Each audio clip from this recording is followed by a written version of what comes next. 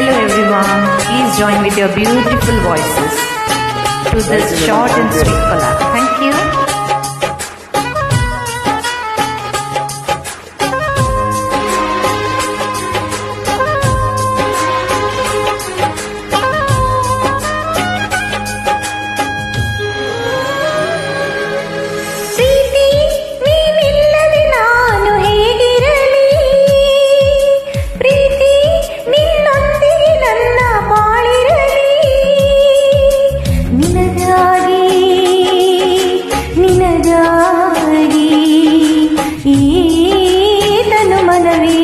ನಿನಗಾಗಿ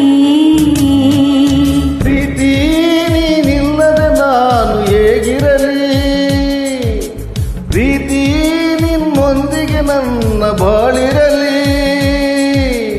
ನಿನಗಾಗಿ ನಿನಗಾಗಿ ಈ ತನುಮನವು ನಿನಗಾಗಿ.